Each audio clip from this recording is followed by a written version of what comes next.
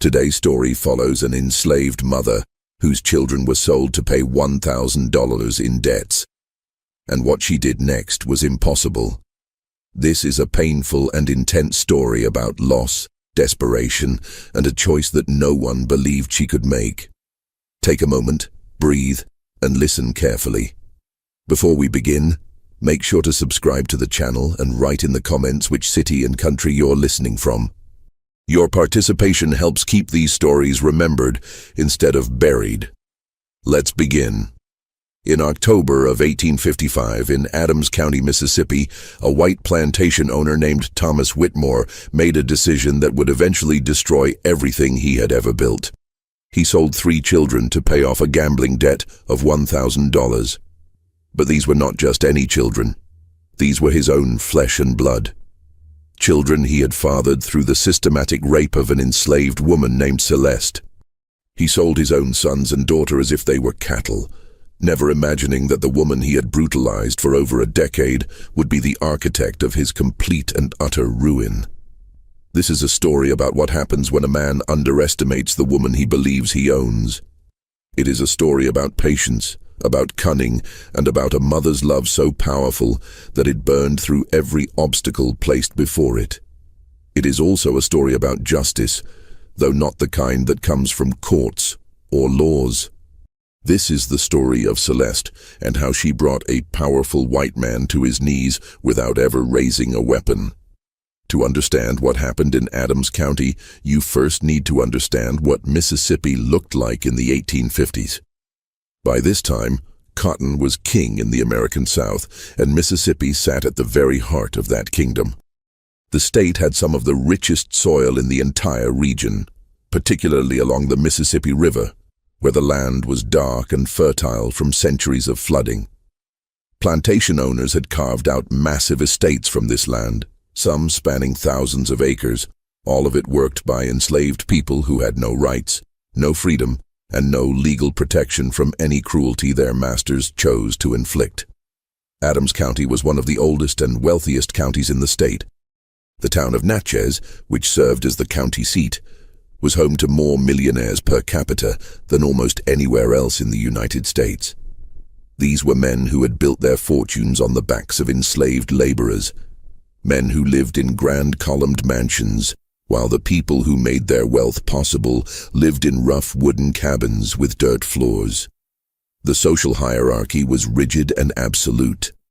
White planters sat at the top, followed by white overseers and merchants, then poor whites who owned no slaves, and at the very bottom, treated as property rather than people, were the enslaved.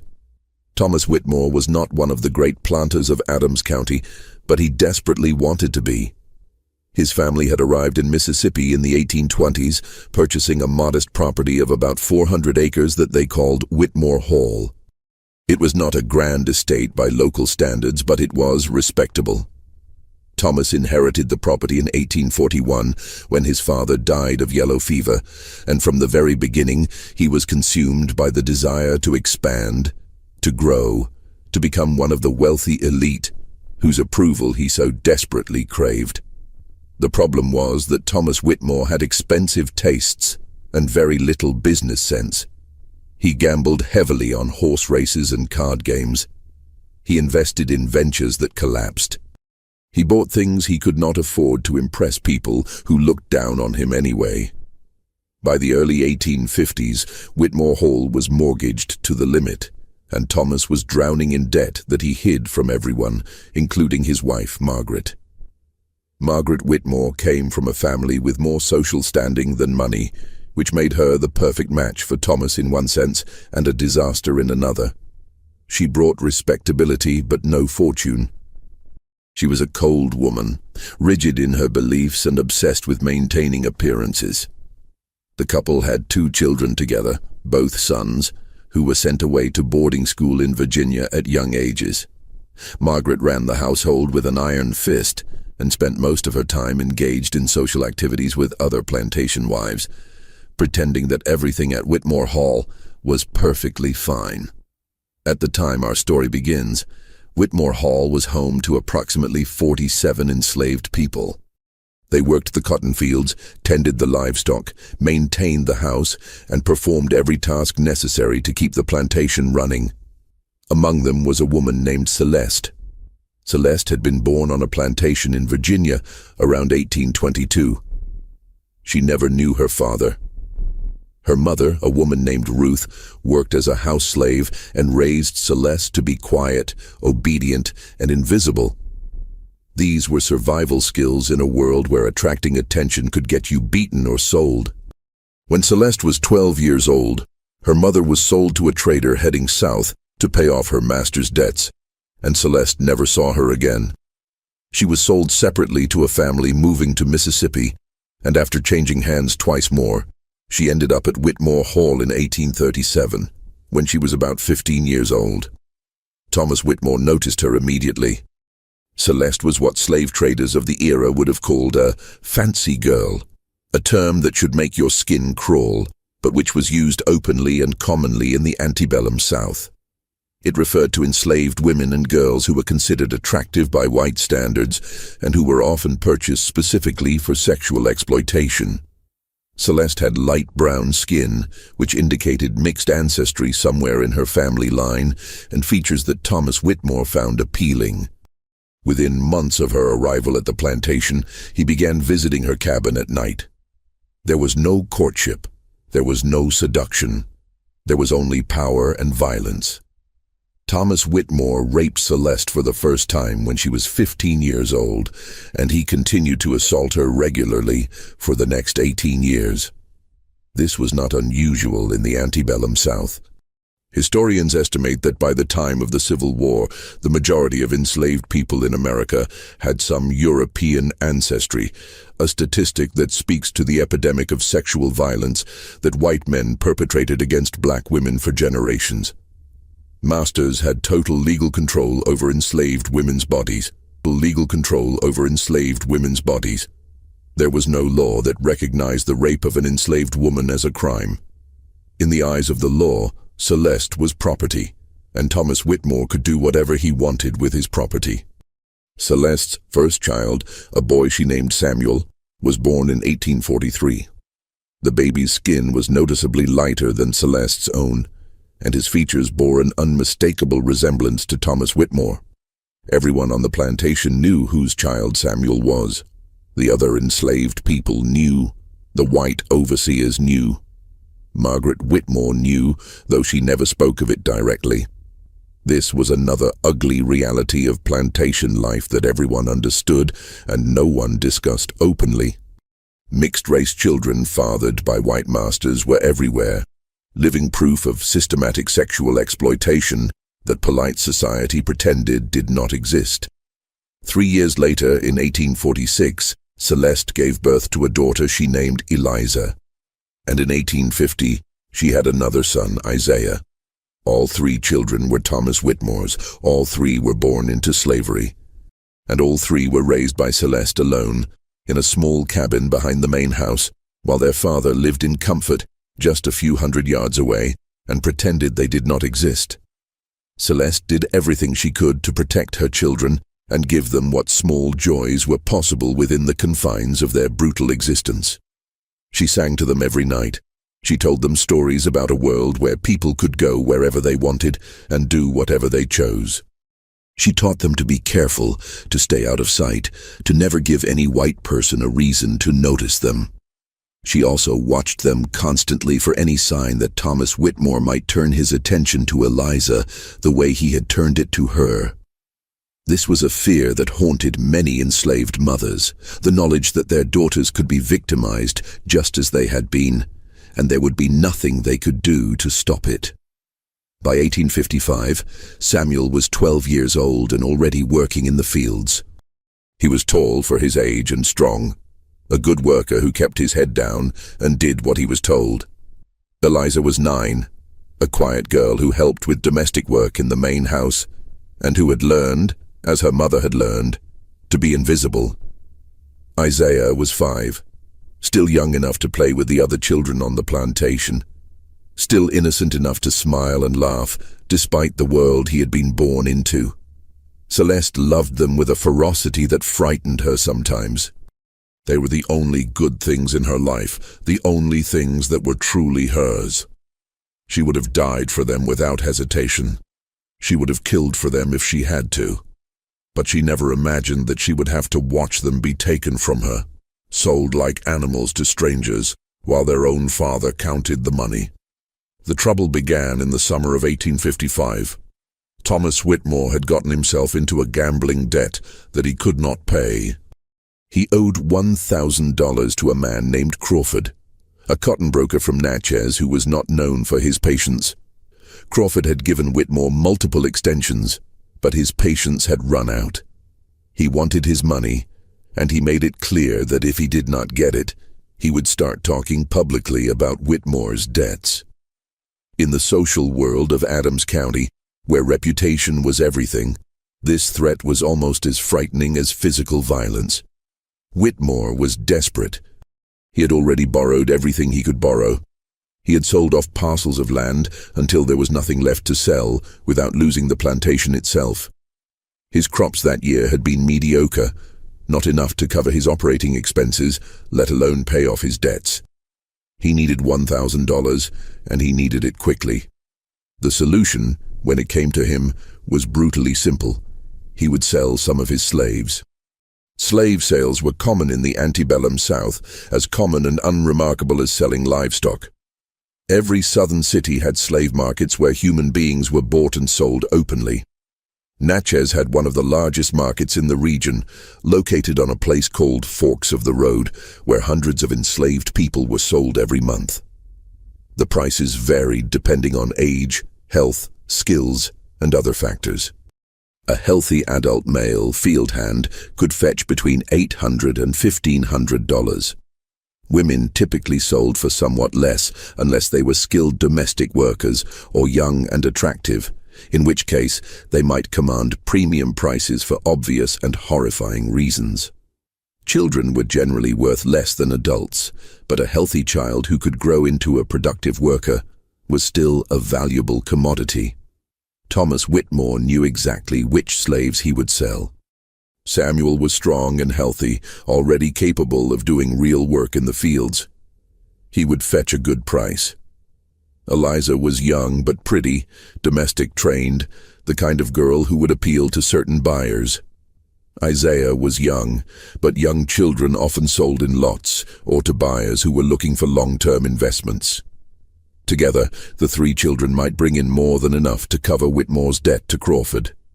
The fact that these children were his own flesh and blood apparently did not give him any pause.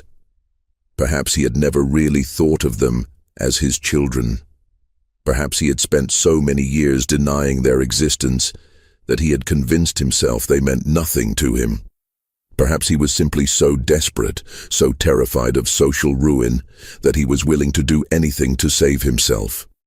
Whatever his reasoning, Thomas Whitmore made his decision, and on a cool October morning in 1855, he set that decision in motion. Celeste knew nothing of what was coming. She woke that morning before dawn, as she always did, and began her work in the kitchen.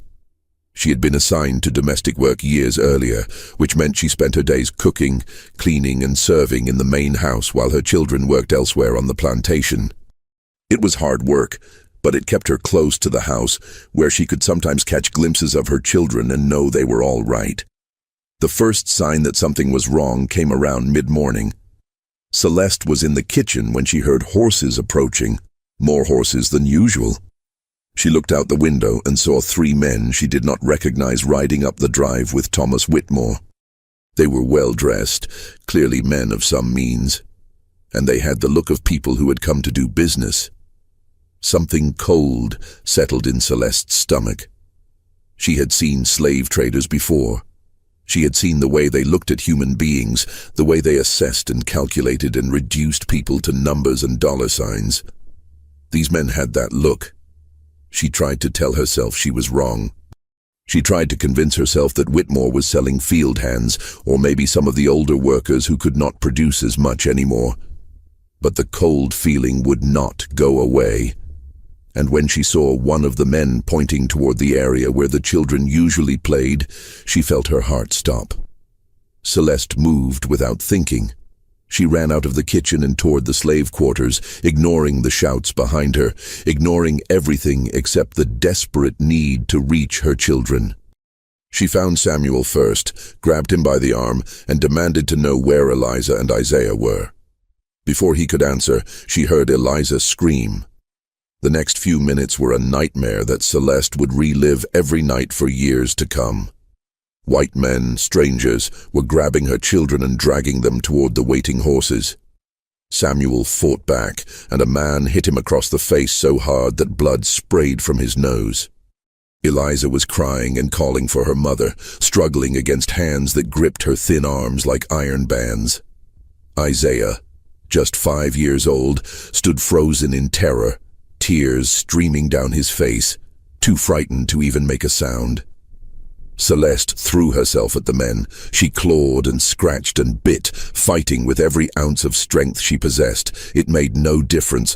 Someone hit her from behind, and she went down hard, her face striking the dirt. By the time she managed to push herself up, her children were already being loaded into a wagon. Samuel was still fighting, and they had tied his hands. Eliza had gone limp, her eyes empty with shock. Isaiah was crying for his mama, reaching his small arms toward her, calling her name over and over. And standing beside the wagon, watching all of this with a blank expression on his face, was Thomas Whitmore. Celeste looked at him. This man who had violated her for nearly 2 decades, this man who had fathered her children and was now selling them like livestock, and she felt something change inside her. The fear and desperation that had been driving her moments before transformed into something else. Something cold, something patient, something deadly. She did not scream. She did not beg. She simply looked at Thomas Whitmore, and in that moment, she made a silent vow. She did not know how, and she did not know when, but she would destroy him. She would take everything he had. She would make him suffer in ways he could not imagine. And then, when he had lost everything, she would find her children and bring them home. The wagon pulled away, carrying her children down the dusty road toward Natchez, where they would be separated and sold to different buyers.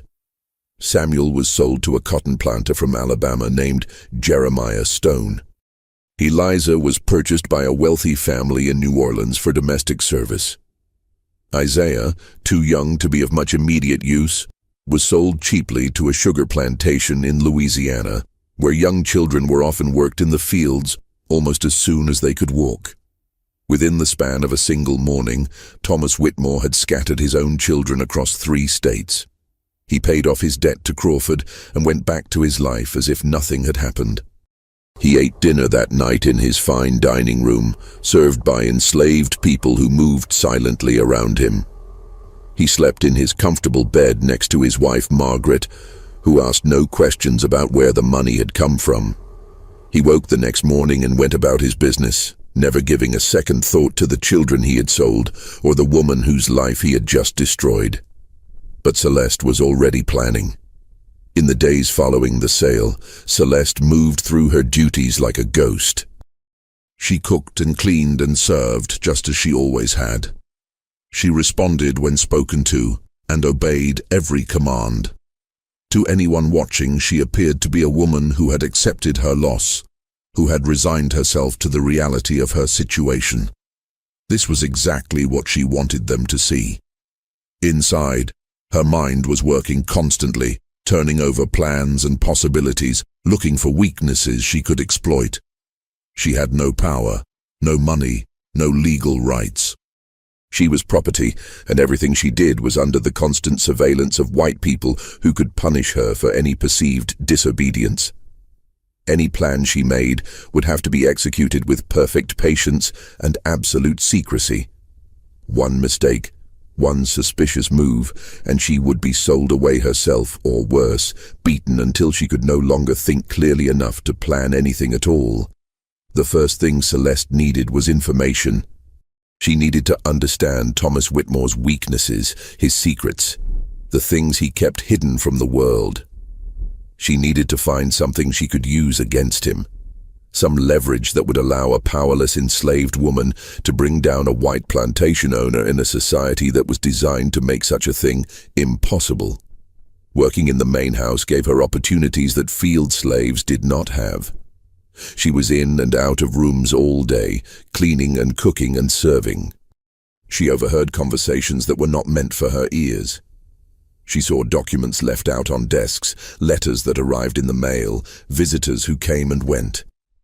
Most enslaved houseworkers learned to be selectively deaf and blind, to protect themselves by pretending not to notice anything. Celeste did the opposite. She began paying attention to everything. At first, she did not know what she was looking for. She gathered information almost randomly, memorizing names and numbers and snippets of conversation without knowing what any of it meant. Thomas Whitmore talked about money troubles with visitors. Margaret Whitmore wrote letters to her sister complaining about her husband's gambling. The overseer reported on crop yields and slave productivity. Business associates came to discuss cotton prices and shipping arrangements. Celeste absorbed all of it, filing everything away in her memory, waiting for something useful to emerge. The problem was that Celeste could not read. Like the vast majority of enslaved people in the South, she had never been taught. In most southern states, it was actually illegal to teach enslaved people to read and write. Slaveholders understood that literacy was power, that a person who could read could access information, forge passes, communicate secretly with others. They kept their human property illiterate deliberately, as a form of control. But Celeste knew that if she was going to find what she needed, she would have to learn. And she knew exactly who could teach her. His name was Solomon. He was an old man, nearly 70, who had worked at Whitmore Hall since before Thomas was born. In his youth, he had been a house slave on a plantation in Virginia, where the master, unusually, had allowed some slaves to learn basic reading and arithmetic. Solomon had learned to read as a child and had kept that knowledge hidden for over 50 years. He was careful, never reading openly, never revealing his skill to anyone he did not trust absolutely. But Celeste had known him her whole time at Whitmore Hall, and she knew his secret. She had seen him once, late at night, reading a scrap of newspaper he had found. He had looked up and seen her watching, and for a long moment, they had simply stared at each other. Then she had turned and walked away without saying a word, and neither of them had ever spoken of it. Now she went to Solomon and asked him to teach her. It was an enormous risk for both of them. If they were caught, the consequences would be severe. Solomon could be sold, beaten, possibly killed. Celeste could face the same punishments. But Solomon looked at her, and he saw something in her eyes that made him agree. Maybe he recognized the rage and determination that burned behind her calm exterior. Maybe he simply understood that some risks were worth taking. Whatever his reasons, he said yes. They began meeting in secret, late at night, in a corner of the barn where they were unlikely to be discovered. Solomon taught Celeste the alphabet, then simple words, then gradually more complex texts. Celeste was a fast learner, driven by a motivation that made her absorb information like dry soil absorbs rain. Within months, she could read basic documents. Within a year, she could read almost anything, though slowly and with effort. Now she could access information that had been closed to her before. She could read the letters that Margaret Whitmore received and left lying around. She could read the business documents in Thomas Whitmore's study when she was cleaning. She could read the receipts and records that tracked every financial transaction on the plantation.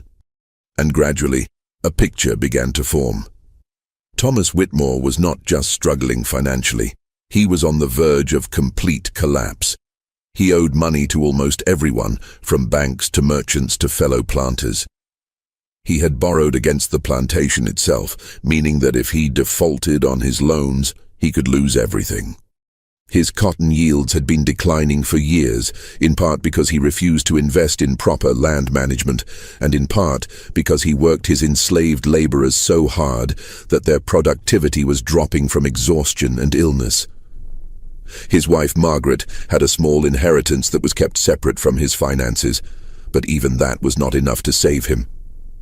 Thomas Whitmore was a drowning man, and he was pulling everyone around him under. This was useful information, but it was not enough. Financial troubles might embarrass Whitmore, but they would not destroy him. Planters went into debt all the time.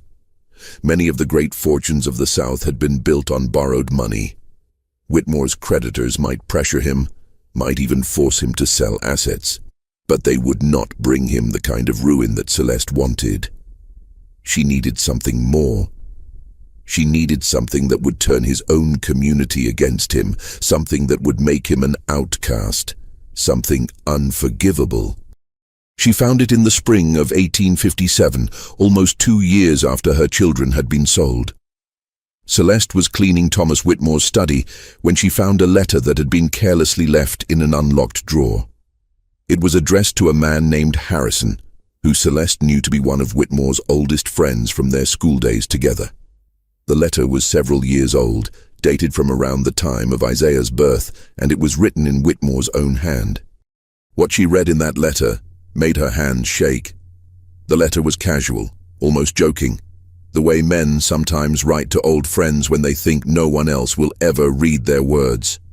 Whitmore was complaining about his wife, about how cold and unaffectionate she was, and boasting about his relationship with Celeste. But it was not the relationship that ordinary people might imagine.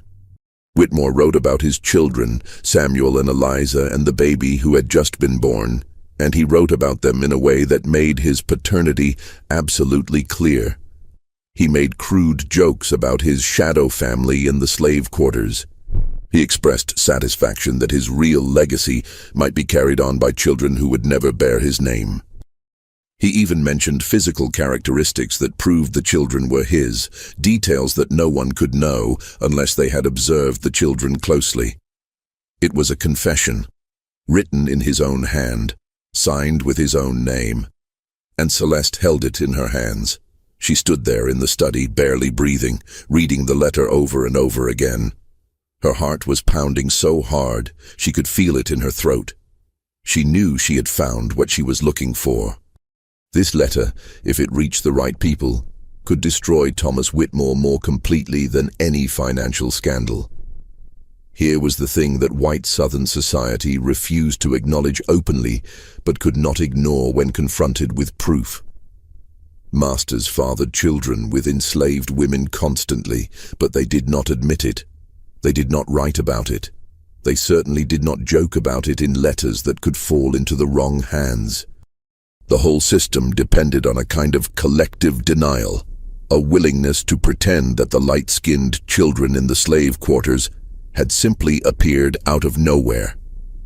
When a man was publicly exposed as the father of enslaved children, when the evidence was undeniable, the social consequences could be devastating. Other planters would distance themselves from him. Business partners would cut ties. The polite fiction that held the whole rotten system together would be exposed as a lie, and everyone who had participated in that fiction would resent the man who had forced them to confront it. But the financial implications were even more significant. Thomas Whitmore had not just fathered children with an enslaved woman. He had sold those children, and the people who had bought them believed they were purchasing what the slave trade called full-blooded Negroes, not the mixed-race children of a white planter. In the twisted logic of the antebellum slave market, this was fraud. The buyers had paid for one type of merchandise and received another. They could demand refunds. They could sue. They could accuse Whitmore of deliberately misrepresenting the goods he had sold. This was not about morality. Morality had nothing to do with how the South operated.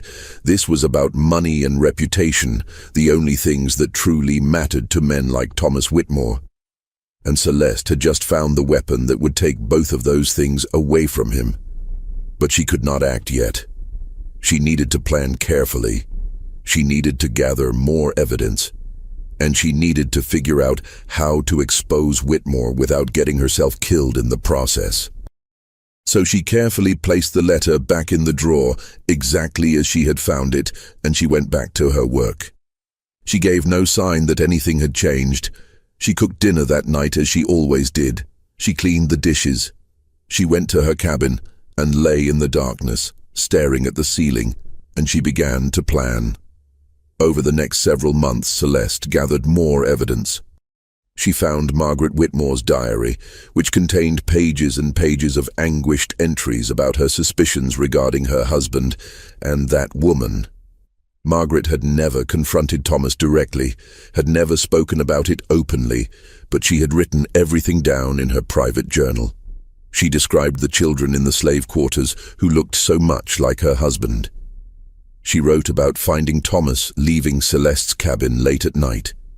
She documented her humiliation and her rage, all in her own handwriting, creating a record that corroborated the letter to Harrison. Celeste also managed to save small items that could serve as physical evidence. Locks of hair from Samuel and Eliza that she had kept from when they were babies. A small toy that Thomas had carved for Samuel when the boy was very young, before Whitmore had completely hardened himself to his children's existence. These things alone proved nothing, but combined with the written evidence, they created a picture that would be difficult to deny. The final piece of her plan involved the buyers who had purchased her children. Celeste needed to find out who they were and where they had taken Samuel, Eliza, and Isaiah. This information was not easy to obtain. Slave sales were often poorly documented, and sellers had no obligation to tell enslaved parents anything about where their children had been taken. But Celeste listened carefully whenever business was discussed in the house, and she eventually learned enough to piece together the basic facts. A planter from Alabama named Stone had bought Samuel. A New Orleans family named Beaumont had purchased Eliza, and Isaiah had been sold to a sugar operation in Louisiana, though she could not discover the exact location. Now she had the evidence, and she knew who had her children. The question was how to use what she had learned. Celeste could not simply mail the letter and diary pages to the buyers herself. She could not read and write in any way that would allow her to communicate directly with white people. Even if she could, no one would believe accusations coming from an enslaved woman. They would assume she was lying, or they would simply not care. She needed someone else to deliver the information, someone whose word would be taken seriously. She found that person in the fall of 1857. His name was James Crawford, and he was the same cotton broker to whom Thomas Whitmore had owed $1,000 2 years earlier. Crawford was not a moral man by any stretch of the imagination. He bought and sold cotton that was produced by slave labor, and he had no qualms about the institution that made his business possible. But he was a businessman, and he had a businessman's contempt for people who cheated and lied and failed to pay their debts. He still resented Whitmore for the way he had been strung along for months before finally getting his money. And he was always looking for information that could give him an advantage over his competitors and debtors. Celeste took an enormous risk. She approached Crawford when he visited the plantation on business, waiting until she found him alone for a moment, and she told him that she had information about Thomas Whitmore that would be worth a great deal to the right people. Crawford was suspicious at first, but Celeste was careful. She did not reveal everything at once. She gave him just enough to pique his interest, hinting at scandal and fraud without spelling out the details. She told him that Whitmore had sold children under false pretenses, and that the buyers would be very interested to learn the truth about what they had purchased. Crawford was intrigued. He did not trust Celeste, but he recognized that she might be telling the truth. He agreed to investigate, and he told her that if her information proved accurate, he would make sure it reached the people who needed to know. Over the next few weeks, Crawford did his own research.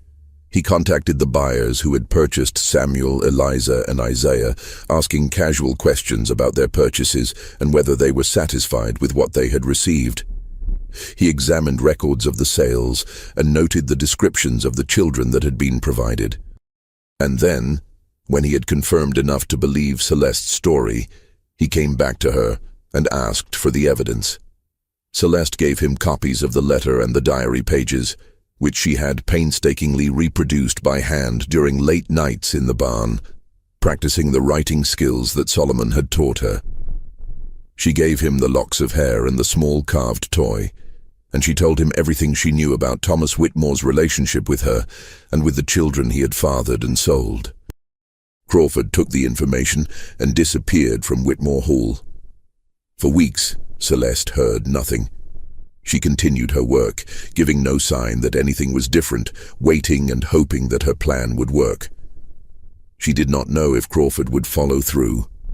She did not know if the evidence would be enough. She did not even know if she would survive long enough to see the results of what she had set in motion.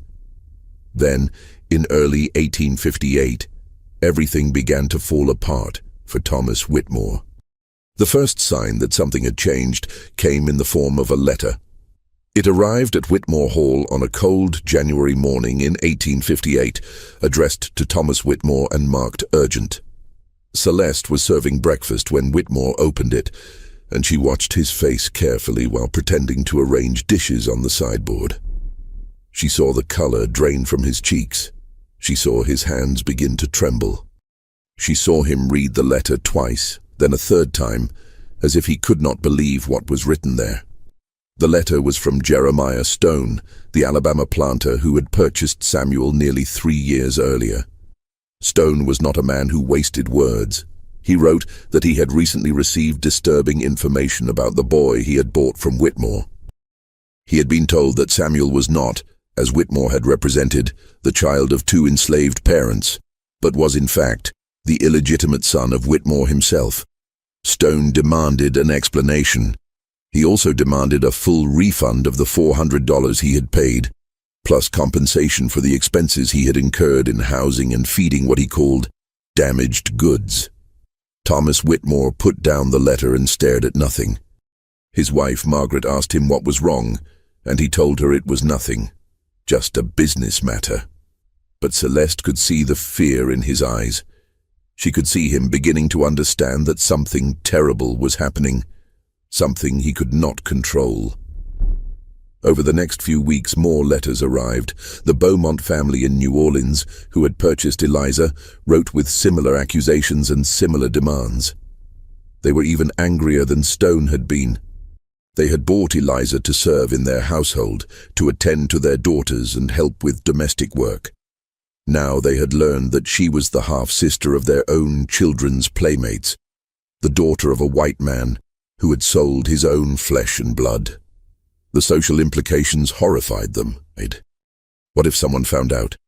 What if their friends learned that they had an enslaved girl in their house who shared blood with the white planter class? They wanted their money back immediately, and they wanted Whitmore to take the girl back before the scandal could spread. The sugar plantation in Louisiana that had purchased Isaiah did not bother with letters. They sent a representative directly to Adams County, a hard-faced man who arrived at Whitmore Hall and demanded to speak with Thomas privately. Celeste did not hear what was said in that meeting, but she saw Whitmore afterward. He looked like a man who had just been told he was dying. The news spread through Adams County with the speed of a wildfire. James Crawford, true to his nature, had not kept the information to himself. He had shared it with business associates, who shared it with their friends, who shared it with their wives, who spread it through every parlor and drawing room in Natchez. Within weeks, everyone knew. Thomas Whitmore had fathered children with an enslaved woman. Thomas Whitmore had sold those children to unsuspecting buyers. Thomas Whitmore had committed fraud, had lied, had violated the unwritten codes that governed how such things were supposed to be handled. The reaction was swift and merciless. This was not about morality. Nobody in Adams County cared that Whitmore had raped an enslaved woman for 18 years.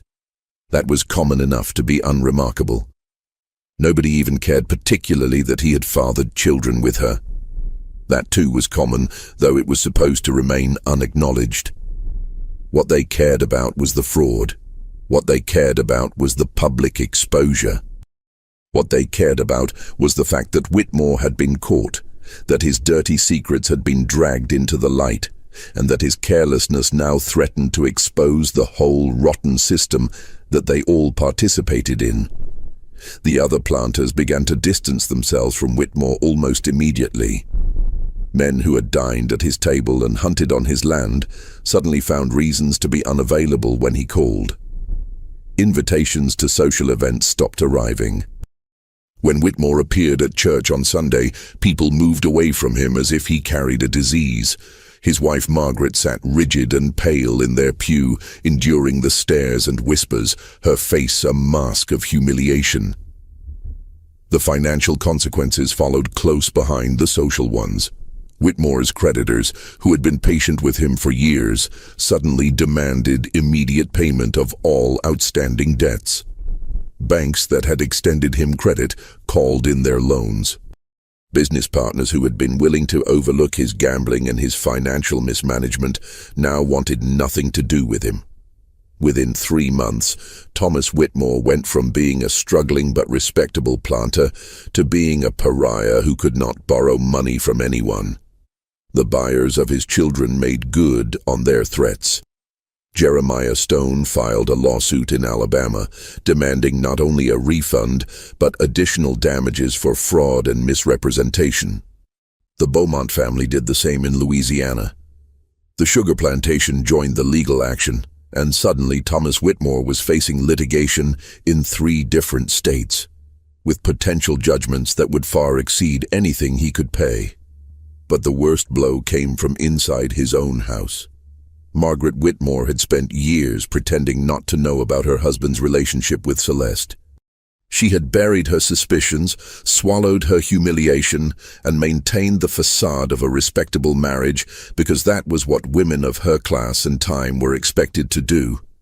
But now her private shame had become public knowledge. Everyone knew. Her friends knew. Her family knew. Her children, away at school in Virginia, would eventually hear the gossip. Everything she had worked so hard to hide had been exposed, and she was forced to confront a truth she had spent years denying. Margaret did not handle it well. In the spring of 1858, she began showing signs of what people at the time would have called nervous collapse. She stopped eating, she stopped sleeping. She would sit for hours staring at nothing, or she would fly into sudden rages, screaming at servants and throwing things. She became obsessed with the idea that everyone was laughing at her, that she had become a joke, that her entire life had been a lie. Her sister came from Virginia to care for her, but Margaret only grew worse. By summer, she had stopped speaking coherently. She would mutter to herself about children and blood and lies, and sometimes she would laugh for no reason at all. In August of 1858, Margaret Whitmore's family had her committed to the Mississippi State Lunatic Asylum in Jackson. She would spend the rest of her life there, never recovering her sanity, never returning home. The woman who had spent so many years maintaining appearances had finally been destroyed by the truth she had refused to face. Thomas Whitmore was now alone. His wife was gone. His legitimate children, informed of the scandal, refused to communicate with him. His friends had abandoned him. His creditors were circling like vultures, and the lawsuits from Alabama, Louisiana, and the sugar country were grinding forward, promising to take whatever he had left. Celeste watched all of this from the shadows. She continued her work in the house, cooking and cleaning and serving, giving no sign that she had any connection to the catastrophe that was engulfing her master. If anyone suspected that she was responsible, they did not say so. The idea that an enslaved woman could have orchestrated such a complex scheme of destruction would have seemed absurd to most white people of the time. They could not imagine that someone they considered property could be capable of such intelligence, such patience, such ruthless determination. But Celeste was not finished yet. In the fall of 1858, Whitmore Hall was put up for sale to satisfy Thomas Whitmore's debts. The plantation, the house, the equipment, and all of the enslaved people were to be auctioned off to the highest bidder. This was the moment Celeste had been waiting for, but it was also the moment of greatest danger. If she was sold to a new owner, she might end up anywhere. She might be taken far from Mississippi, far from any hope of finding her children. She might be separated from everything she had worked for over the past 3 years. She had one more card to play. James Crawford, the cotton broker who had helped spread the information about Whitmore, had become something unexpected over the past year. He had become, if not an ally, then at least a useful contact. Crawford had profited handsomely from Whitmore's downfall, buying up his debts at a discount and positioning himself to acquire choice pieces of the Whitmore estate at the auction. He was not a good man, but he was a practical one, and Celeste had proven herself to be a valuable source of information. She approached Crawford one last time, a few weeks before the auction. She told him that she wanted to be free. She told him that she had more information about other planters in the county, secrets she had overheard during her years of service in the Whitmore house. She could be useful to him, she said. She could continue to gather information, continue to provide him with advantages over his competitors. All she wanted in return was her freedom. Crawford considered the offer. He was a businessman, and he recognized a good deal when he saw one. An enslaved woman who could read, who had proven herself capable of gathering and using sensitive information, who had connections throughout the domestic slave networks of Adams County. Such a person was worth far more free than enslaved. If he bought her and set her free, she would owe him. She would work for him willingly, out of gratitude and self-interest, rather than under compulsion, and he would have a spy in places he could never go himself. He agreed. At the auction of the Whitmore estate in October 1858, James Crawford purchased Celeste for $350. 1 week later, he signed the papers that legally manumitted her, making her a free woman for the first time in her life. She was approximately 36 years old. She had spent more than 2 decades in slavery. And now, finally, she could begin the work she had been planning since the day her children were taken from her. Finding her children would not be easy. The South in 1858 was a vast and hostile territory for a free black woman traveling alone. The Fugitive Slave Act of 1850 meant that any black person could be seized and claimed as a runaway, with almost no legal protection. Free papers could be stolen, destroyed, or simply ignored by white people who did not want to acknowledge them. Traveling between states required navigating a maze of local laws and customs, any of which could result in imprisonment or worse. And the people who had her children had no legal obligation to sell them, no matter how much money Celeste might offer. But Celeste had advantages that most people in her position did not have. She could read and write. She had connections to James Crawford, and, through him, to a network of merchants and traders who did business throughout the South. She had spent 3 years gathering information about the slave trade, learning how it worked, understanding the routes and markets and paperwork that moved human beings from place to place, and she had a determination that nothing could shake. She also had money, not much, but some. Crawford had given her a small sum as part of their arrangement, enough to travel and support herself for a few months. She supplemented this by working as a domestic servant in Natchez, saving every penny she could, building a fund that she would use to buy her children's freedom. Her first target was Samuel.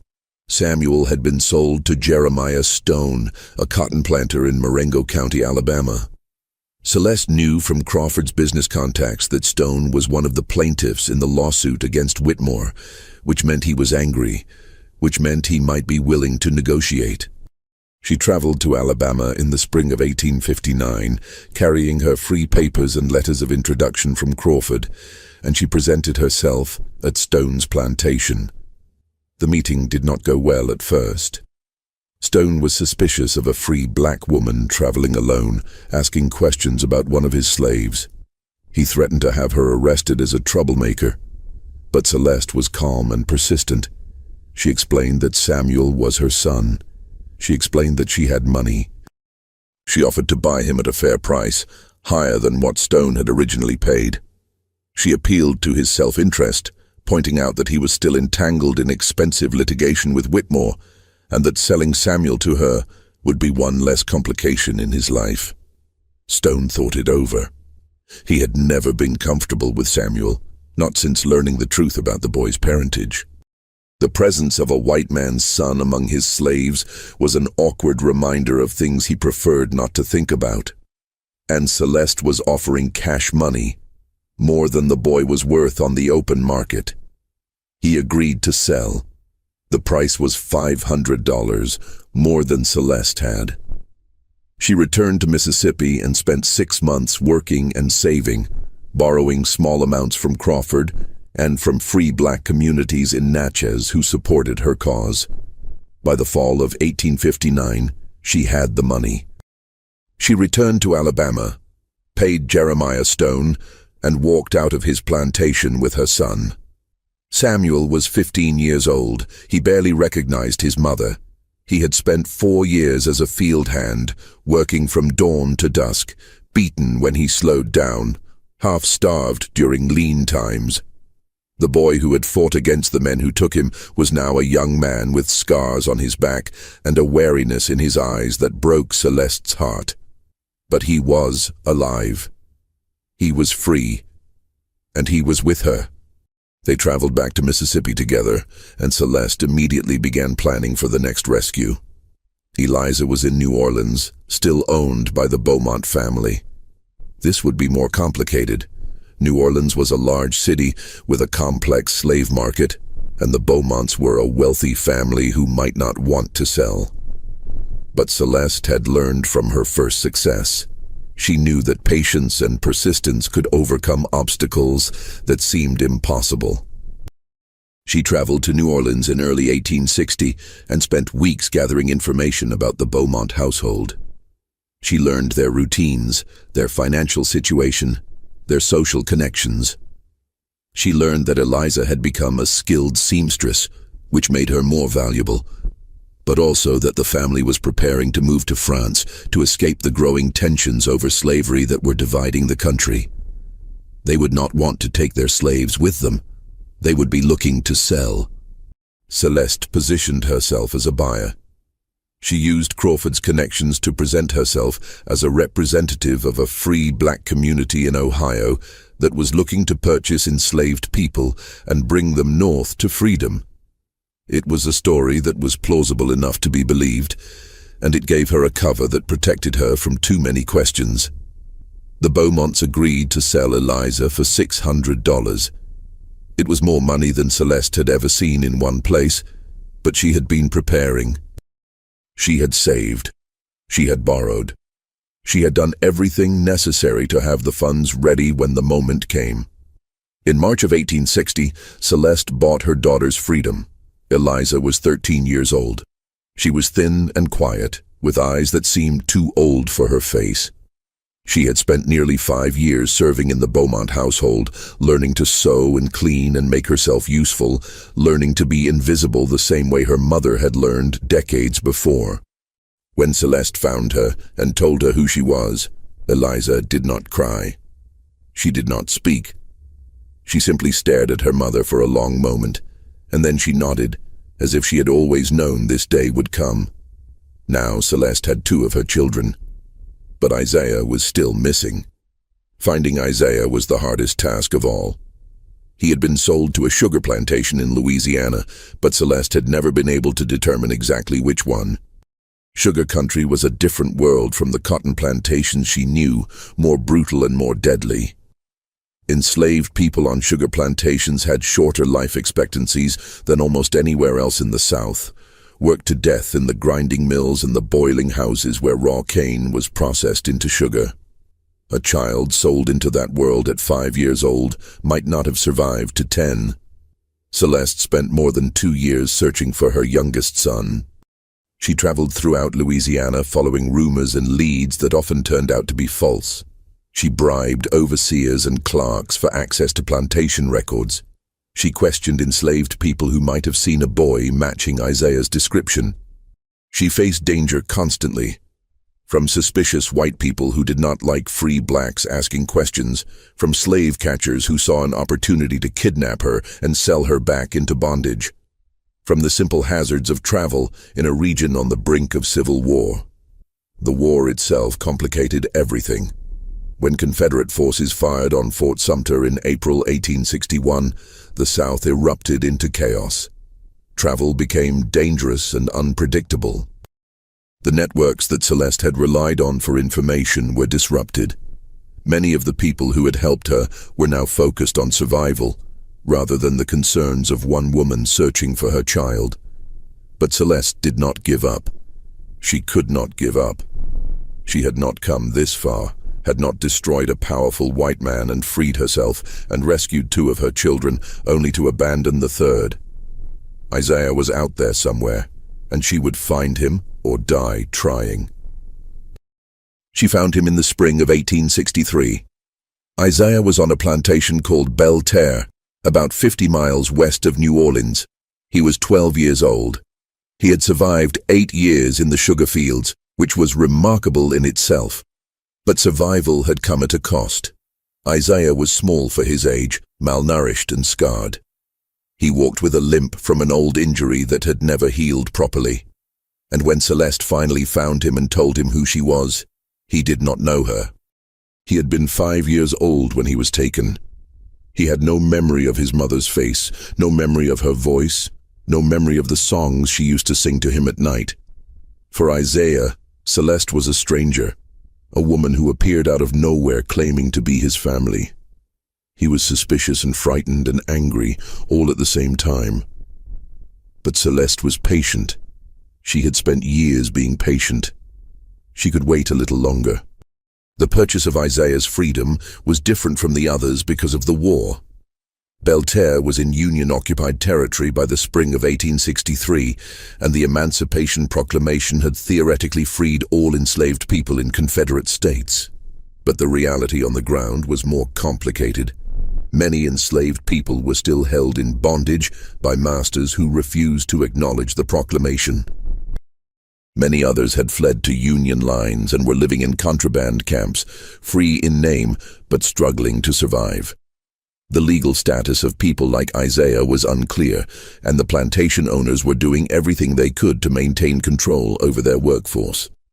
Celeste did not try to buy Isaiah. Instead, she went to the Union officers who were administering the region and she told them her story. She showed them her free papers and the papers for Samuel and Eliza. She told them about Thomas Whitmore and what he had done, about the sale of his own children, about the systematic fraud and cruelty that had defined his life. And she asked them to help her retrieve her son.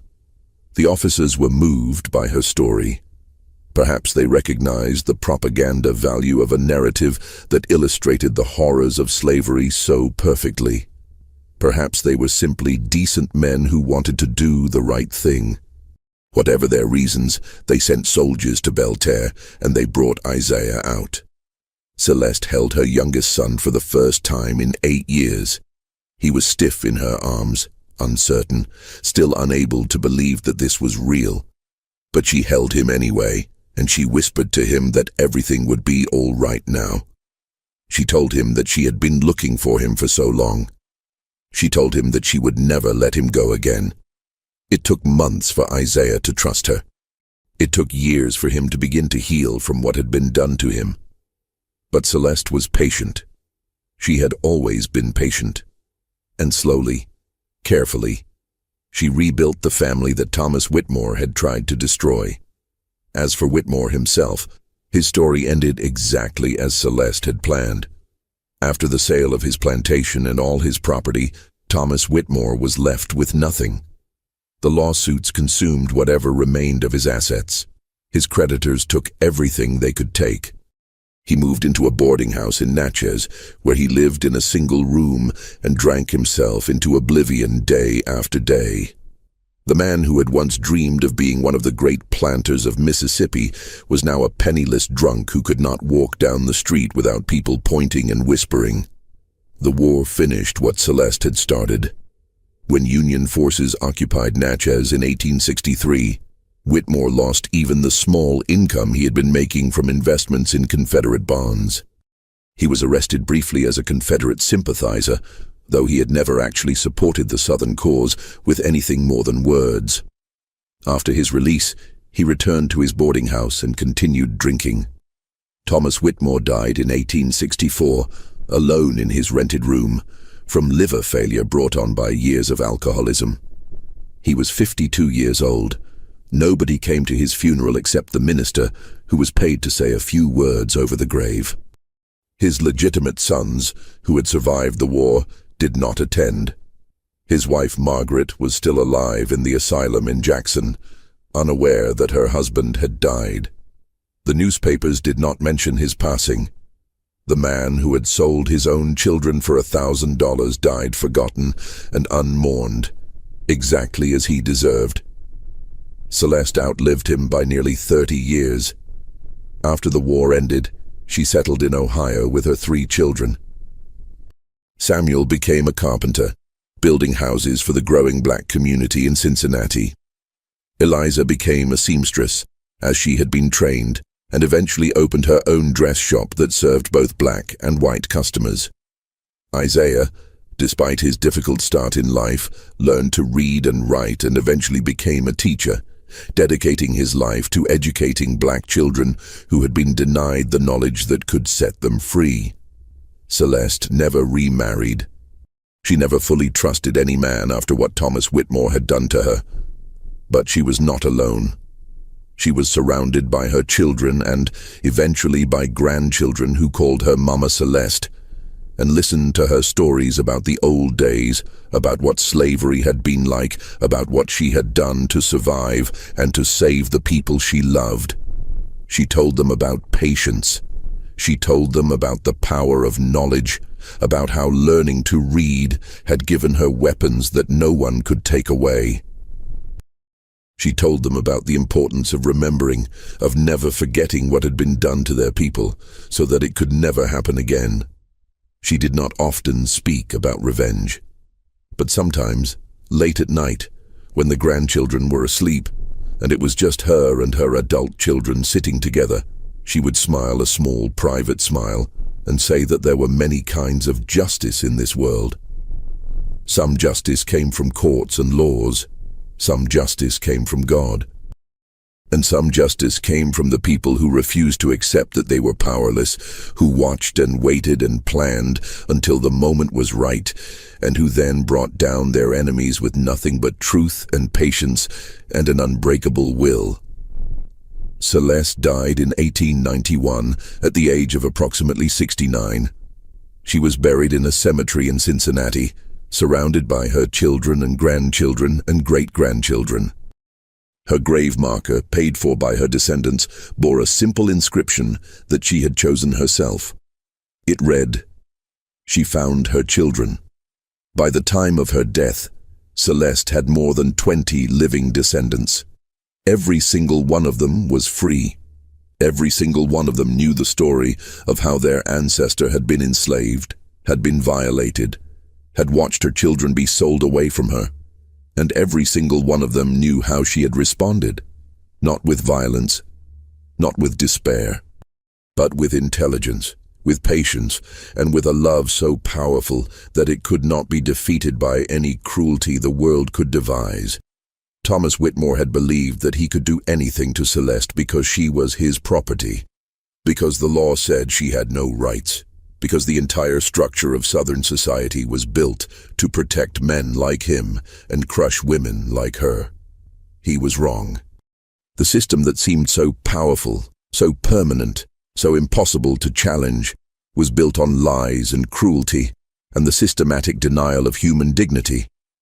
And systems built on such foundations are always more fragile than they appear. Celeste understood something that Whitmore never did. She understood that power is not always visible. It does not always come from wealth or weapons or legal authority. Sometimes power comes from knowing what your enemy wants to hide. Sometimes it comes from patience, from the willingness to wait years for the right moment. Sometimes it comes from love, from the desperate determination of a mother who will move heaven and earth to save her children. The enslaved woman that Thomas Whitmore thought he owned turned out to be the architect of his destruction. The children he sold like livestock grew up to be free citizens of a nation that had abolished the institution that once held them in chains. The family he tried to scatter across 3 states came back together and built a legacy that would outlast his name by generations.